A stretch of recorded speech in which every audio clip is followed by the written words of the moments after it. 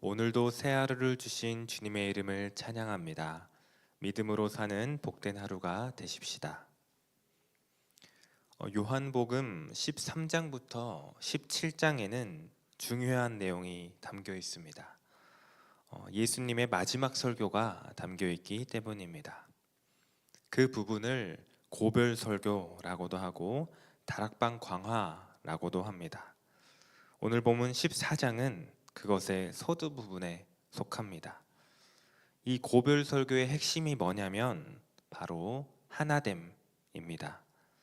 예수님과 하나님, 하나님과 예수님이 하나이듯 이제 예수님과 우리가 하나가 되어야 한다는 선포입니다. 12절을 먼저 보겠습니다. 내가 진실로 진실로 너희에게 이르노니 나를 믿는 자는 내가 하는 일을 그도 할 것이요 또한 그보다 큰 일도 하리니 이는 내가 아버지께로 감이라. 우리가 예수님이 하셨던 일을 하고 심지어 그보다 더 큰 일도 한다고 합니다. 놀라운 말씀입니다. 우리는 여기서 먼저 일이라는 단어에 주목해 보려고 합니다. 신약 성경은 헬라어로 쓰였는데 이 일이라는 단어가 헬라어 에르곤이라는 단어로 쓰였습니다. 사복음서 전체에 이 단어가 한 36번 나옵니다. 그중 요한복음에서만 무려 27번 쓰였습니다.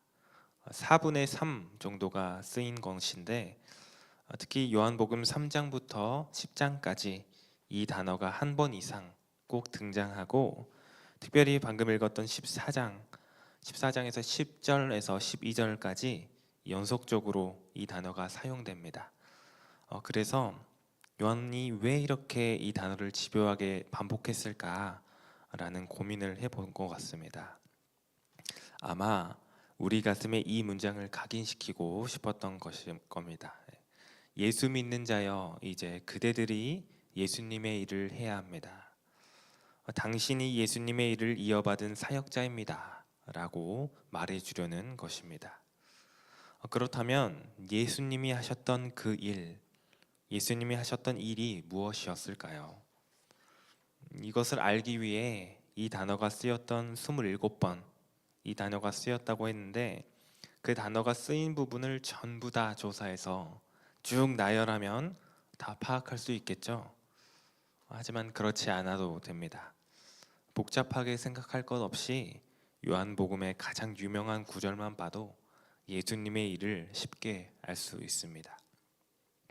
요한복음에서 가장 유명한 구절 중 하나인 요한복음 3장 16절을 한번 읽겠습니다. 하나님이 세상을 이처럼 사랑하사 독생자를 주셨으니 이는 그를 믿는 자마다 멸망하지 않고 영생을 얻게 하려 하심이라. 그렇습니다. 예수님의 일은 그를 믿는 자마다 멸망하지 않고 영생을 얻게 하는 것. 쉽게 말해 예수님의 일은 죽어가는 영혼을 살려내는 구원 사역, 구원의 일이었습니다. 오늘 우리가 읽었던 12절은 그 위대한 구원의 일을 이제 우리가 이어가야 한다고 말하는 것입니다. 근데 이 말이 이상하게 들리기도 합니다.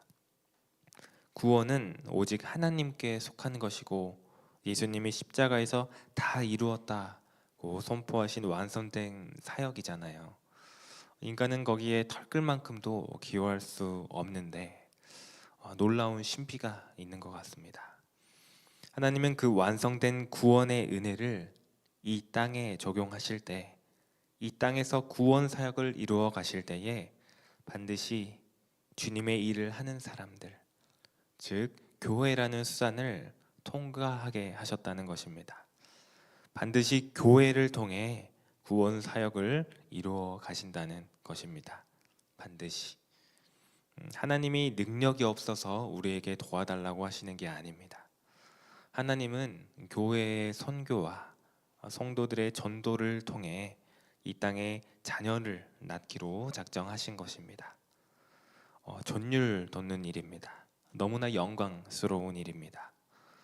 구원의 대상에 불과했던 우리 피조물을 구원 사역을 완성해가는 하나님의 도구로 격상시켜 주신 것입니다.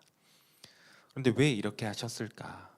왜 굳이 부족한 우리를 사용하실까? 이렇게 고민해 봅니다. 그러나 이유는 단순한 것 같습니다. 하나님과 하나 되는 놀라운 은혜를 주시기 위해, 그 영광에 참여시키기 위해 우리를 하나님의 사역에 초대하시는 것입니다. 하나님의 사역에 동참할 때 우리는 비로소 하나님의 형상을 온전히 회복합니다. 이것은 피조물이 누릴 수 있는 최고의 영광입니다.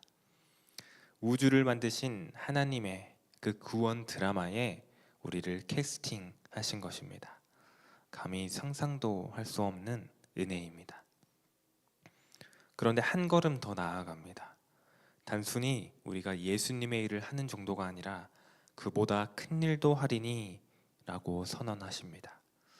우리가 어떻게 감히 예수님보다 더 큰 일을 한다는 말입니까? 이것은 우리의 존재가 예수님보다 높다는 뜻이 아닙니다. 하나님께서는 구원 역사를 펼치실 때 성령을 받은 교회와 성도를 통해 그 역사를 폭발시키기로 작정하셨다는 뜻입니다.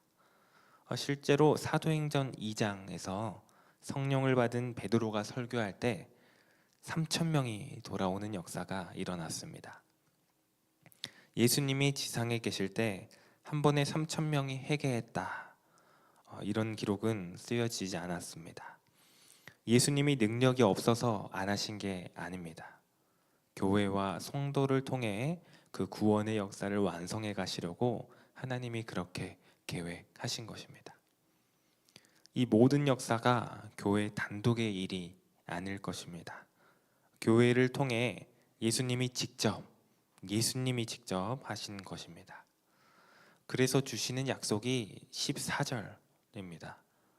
내 이름으로 무엇이든지 내게 구하면 내가 행하리라. 이 말씀은 내 욕심을 채우고 내 문제 해결해 달라는 주문이 아닙니다. 예수님께서 우리에게 요술램프 같은 것을 주신 것이 아닙니다. 이 말씀은 14절은 예수님의 일, 즉 영혼을 살리는 구원 사역을 감당하려는 자들에게 주시는 주님의 약속이라는 것입니다. 우리의 기도가 예수님의 일과는 상관없이 내 안위와 내 안정만을 위한 것이 아닌지 돌아보았습니다. 기도의 방향이 바뀌길 원하게 되는 것 같습니다. 주님의 일을 계속하겠다고 결단하며 구하는 자들에게 하늘 보좌 우편에 계신 예수님이 직접 일하셔서 그 권능을 체험하는 우리가 되길 원합니다. 저는 근데 이런 고민을 더 한번 해봤습니다. 예수님이 부활하신 뒤에 승천하지 마시고 그냥 이 땅에 남으셨다면 어땠을까? 부활하신 그 몸으로 전 세계를 다니며 권능을 보여주셨다면 훨씬 더 효과적이었을 텐데, 솔직히 그게 더 나았을 것 같습니다. 그런데 예수님은 예상과는 달리 하늘로 가버리셨습니다. 사실 요한복음 14장이 이런 배경에서 쓰였던 것입니다. 이제 곧 홀로 남겨질 제자들에게, 교회들에게 말하는 것입니다. 두려워 말라, 내가 다시 올 것이다. 늘 너희와 함께 할 것이다. 그리고 내가 일할 것이다. 우리 주님께서는 하늘 보좌에서 총지휘하시고 우리는 이 땅에서 주님의 몸이 되어 그 통치를 실현하는 것입니다. 그래서 우리는 단순히 구원받은 자가 아니라 그리스도의 사역을 돕는 대리자가 된 것입니다. 그리고 우리는 그리스도의 신부입니다. 창세기에서 아내를 뭐라고 정의했는지 보면 돕는 배필이라고 했습니다. 오늘 요한복음은 우리가 그리스도와 하나 되어 그분의 하던 일을 이어받아야 한다고 말합니다. 왜냐? 남편과 아내는 한 몸이기 때문인 것과 같습니다. 예수님은, 우리 하나님은 혼자서 자녀를 낳지 않으십니다. 능력이 없어서가 아닙니다. 하나님의 계획에, 하나님의 구원 계획은 남편 대신 그리스도가 신부인 교회를 통해, 바로 우리를 통해 하나님의 자녀를 낳고 기르는 영적 출산을 하기로 작정하셨습니다. 그래서 교회는 영적인 어머니입니다. 여러분, 한 사람 한 사람이 복음을 들고 나갈 때 그 수고를 통해 하나님의 자녀가 탄생하는 것입니다. 하나님은 이 거룩하고 생육하고 번성하는 일 우리에게 맡기신 것입니다. 오늘 우리가 누구인지 깨닫고 돌아갑시다. 이 지상명령은 억지로 해야 하는 무거운 숙제가 아닙니다.